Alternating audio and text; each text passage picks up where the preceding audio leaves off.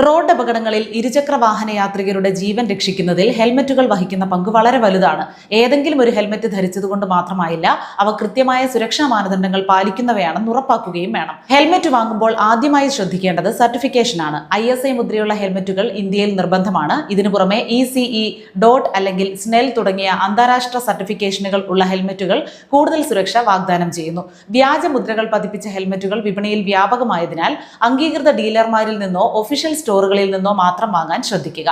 ഒപ്പം തന്നെ ഹെൽമറ്റിന്റെ വാറണ്ടി ഉറപ്പുവരുത്തുകയും വേണം. ഇന്ന് വിപണിയിൽ വിവിധതരം ഹെൽമറ്റുകൾ ലഭ്യമാണെങ്കിലും സുരക്ഷയുടെ കാര്യത്തിൽ ഫുൾ ഫേസ് ഹെൽമറ്റുകളാണ് ഏറ്റവും മികച്ചത്. ഇവ തലയ്ക്കും താടിക്കും കവിളിനും പരിപൂർണ്ണ സംരക്ഷണമേകുന്നു. ഹാഫ് ഫേസ് ഹെൽമറ്റുകൾ ഉഷ്ണകാലത്ത് സൗകര്യപ്രദമാണെങ്കിലും അപകട സമയത്ത് റൈഡറുടെ മുഖം സംരക്ഷിക്കില്ല.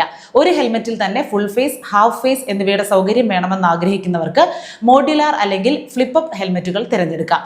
ഓപ്പണായും ക്ലോസ്ഡായും ഉപയോഗിക്കാം എന്നതിനാൽ ഇത്തരം ഹെൽമറ്റുകൾ സുരക്ഷയും കംഫർട്ടും ഒരുമിച്ച് വാഗ്ദാനം ചെയ്യുന്നു. ഹെൽമറ്റിലെ വൈസർ തിരഞ്ഞെടുക്കുമ്പോഴും പ്രത്യേക ശ്രദ്ധ വേണം. പകലും രാത്രിയും ഒരുപോലെ മികച്ച കാഴ്ച ലഭിക്കാൻ ക്ലിയർ വൈസറുകളാണ് അനുയോജ്യം. നിറമുള്ളതോ ടിൻറ്റഡോ ആയ വൈസറുകളാണെങ്കിൽ രാത്രികാലങ്ങളിൽ കാഴ്ച മങ്ങും. മാത്രമല്ല anti scratch, water drop resistant, UV protection ഫീച്ചറുകളുള്ള ഹെൽമെറ്റാണ് ഉത്തമം.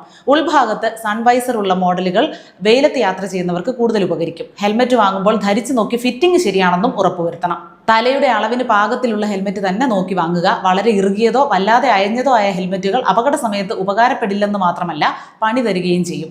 ഹെൽമെറ്റ് ധരിച്ച ശേഷം തല കുലുക്കുമ്പോൾ അത് അനങ്ങുന്നില്ലെന്നും ചിൻ സ്ട്രാപ്പുകൾ ശക്തവും സുരക്ഷിതവുമാണെന്ന് ഉറപ്പാക്കുകയും വേണം. കൂടുതൽ നേരം ധരിക്കുമ്പോൾ തലയ്ക്ക് പ്രഷർ അനുഭവപ്പെടാത്ത രീതിയിലുള്ള ഹെൽമെറ്റ് നോക്കി വേണം തിരഞ്ഞെടുക്കാൻ.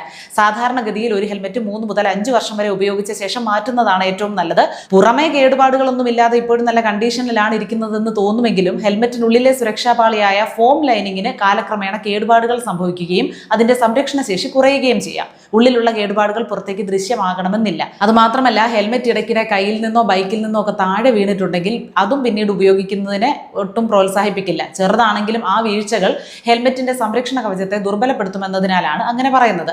ദൈനംദിന ഉപയോഗത്തിനുള്ള ഹെൽമെറ്റ് തേടുന്നവർ സുഖസൗകര്യങ്ങൾക്ക് കൂടി പ്രാധാന്യം കൊടുക്കണം. ദീർഘദൂര യാത്രകളിൽ തല വിയർക്കാതിരിക്കാൻ കൃത്യമായ വെന്റിലേഷൻ ഹോൾസ് ഉള്ള ഹെൽമെറ്റുകൾ നോക്കി വാങ്ങണം. വെന്റിലേഷൻ കുറഞ്ഞാൽ ശ്വാസം മുട്ടലോ കണ്ണുകൾക്ക് അസ്വസ്ഥതയോ ഉണ്ടാകാം.